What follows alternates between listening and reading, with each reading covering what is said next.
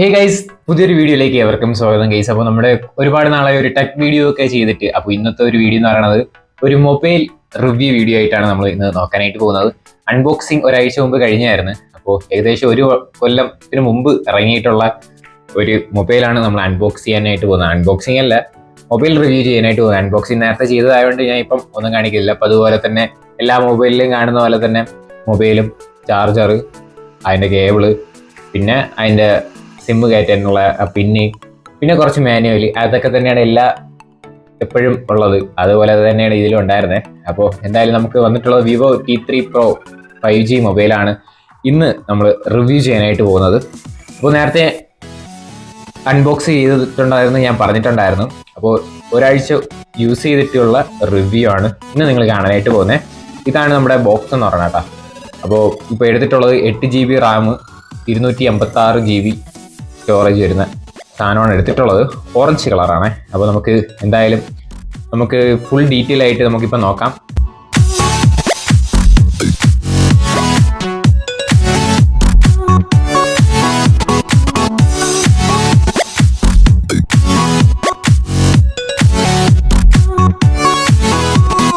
ഇതേപോലെ ആയിരിക്കും നമ്മുടെ Vivo T3 Pro 5G mobile ഇരിക്കുന്നത്. അപ്പോൾ നോർമലി എല്ലാ മൊബൈലിലെ പോലെ ഇതിലും ഒരു കേസും അതോടൊപ്പം തന്നെ 80 വാൾട്ടിന്റെ ഫ്ലാഷ് ചാർജറും ടൈപ്പ് 2 ടൈപ്പ് സി കേബിളും അതോടൊപ്പം തന്നെ സിം ടൂളും കുറച്ച് ഡോക്യുമെന്റ്സും ഉണ്ട്. ഇതേപോലെ ആയിരിക്കും നമ്മുടെ മൊബൈൽ ഇരിക്കുന്നത്. നോർമലി ഇപ്പം 2 കളറാണ് ഇറങ്ങിയിട്ടുള്ളത്. എൻ്റെ കയ്യിൽ ഇപ്പോൾ ഇരിക്കുന്നത് ഓറഞ്ച് കളറാണ്.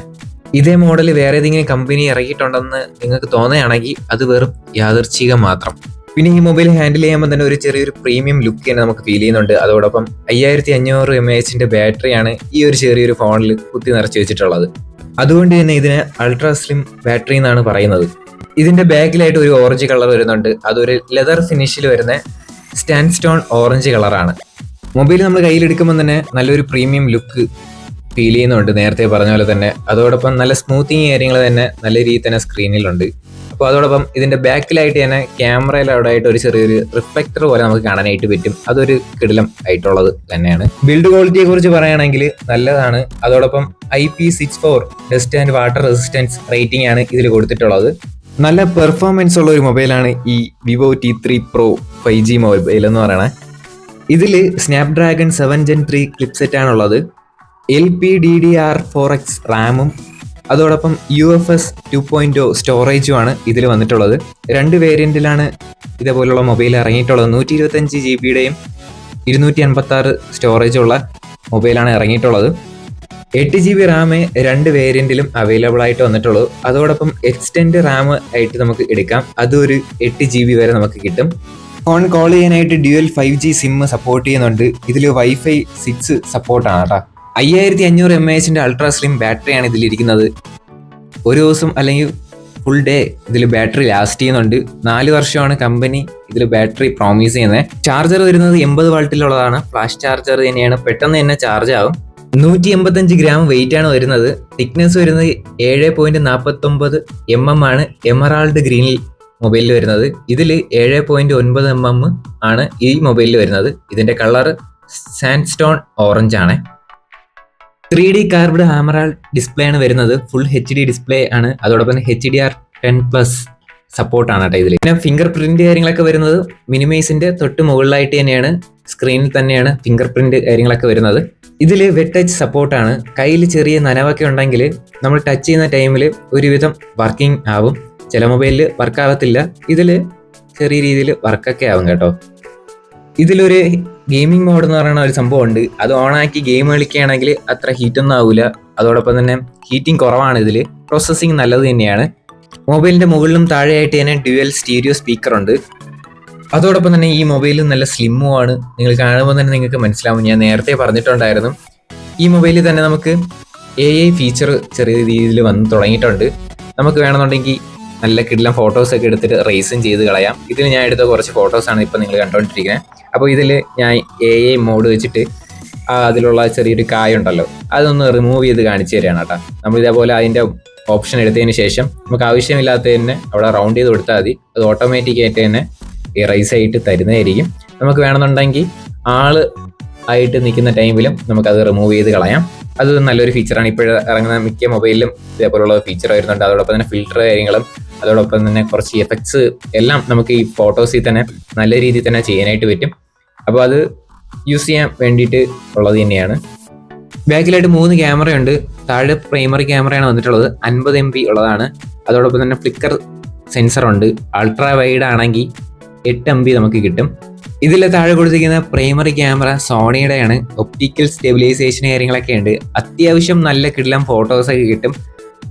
ഫ്രണ്ട് ക്യാമറ ഞാൻ എടുത്തതിൽ നോക്കിയപ്പം അത് അത്ര ഒരിതില്ല. പക്ഷേ ബാക്ക് ക്യാമറ അത്യാവശ്യം കുഴപ്പമില്ല, 4K ഒക്കെ ഉണ്ട്. അതോടൊപ്പം തന്നെ സ്റ്റെബിലൈസേഷൻ കാര്യങ്ങളൊക്കെ ഉണ്ട്.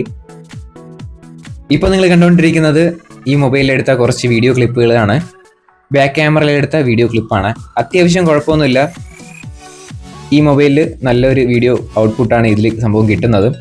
അതോടൊപ്പം തന്നെ വേറെ ഒന്നും കാണിക്കയില്ലാത്തതുകൊണ്ടാണ് ഇപ്പം വാഴയും കുരുമുളകും എല്ലാം ഇട്ട് കാണിക്കുന്നത്. അതോടൊപ്പം ഫ്രണ്ട് ക്യാമറ നമ്മൾ നോക്കിക്കഴിഞ്ഞാൽ അത്യാവശ്യം കൊള്ളൂല എന്ന് തന്നെ പറയാം. കാരണം നമ്മുടെ മുഖത്തുള്ള എല്ലാ മൈന്യൂട്ട് സാധനവും അടിപൊളിയായിട്ട് തന്നെ അതിൽ അടിപൊളിയായിട്ട് കാണാൻ പറ്റും. അതുകൊണ്ടാണ്. അതോടൊപ്പം ഇനി അടുത്ത് നമ്മൾ നോക്കുന്നത് കുറച്ച് ഫോട്ടോസ് ഇതിലെടുത്തതാണ്. ഇപ്പോൾ ബാക്ക് ക്യാമറയിൽ എടുത്ത ഫോട്ടോസ് നല്ല രീതിയിൽ തന്നെ കൊള്ളാം. പക്ഷെ ഫ്രണ്ട് ക്യാമറയിലൊക്കെ എടുക്കുന്ന ഫോട്ടോസ് പോരാ. അത് നമുക്ക് നമ്മുടെ മുഖത്തുള്ള ഏത് മൈന്യൂട്ട് സാധനമായിരുന്നാലും എറിച്ച് കാണിക്കും. പിന്നെ ചെറിയ രീതിയിൽ ബ്രൈറ്റ്നസ്സും കൂട്ടി കാണിക്കുന്നുണ്ട്. അത് എനിക്ക് ഫീൽ ചെയ്തതാണ്. ചിലവർക്ക് ഇഷ്ടപ്പെടും, ചിലവർക്ക് ഇഷ്ടപ്പെടത്തില്ല. 16 MB സെൽഫി ക്യാമറയാണ് ഇതിൽ വന്നിട്ടുള്ളത്. ഇതിൽ റേറ്റ് സ്റ്റാർട്ട് ചെയ്യുന്നത് 24,999 8 GB റാമിനും 128 GB സ്റ്റോറേജിനും വന്നിട്ടുള്ളത്. അല്ലാതെ 8 GB റാമും 256 GB സ്റ്റോറേജിനും റേറ്റ് വരുന്നത് 26,999 രൂപയാണ്. ചിലപ്പോൾ ഓഫറൊക്കെ വരുമ്പോൾ റേറ്റ് കുറഞ്ഞു വരും, ചിലപ്പോൾ റേറ്റ് കൂടി വരും, അങ്ങനെയൊക്കെയാണ്. അപ്പോൾ ഇപ്പം റേറ്റ് കുറവാണെന്നാണ് തോന്നണ കേട്ടോ. ഗൈസ്, അപ്പോൾ നമ്മുടെ ഇന്നത്തെ ഒരു ചെറിയൊരു റിവ്യൂ വീഡിയോ ഇത്ര മാത്രമേ ഉള്ളൂ. അപ്പോൾ നിങ്ങളുടെ സപ്പോർട്ട് ഇനിയും വേണം.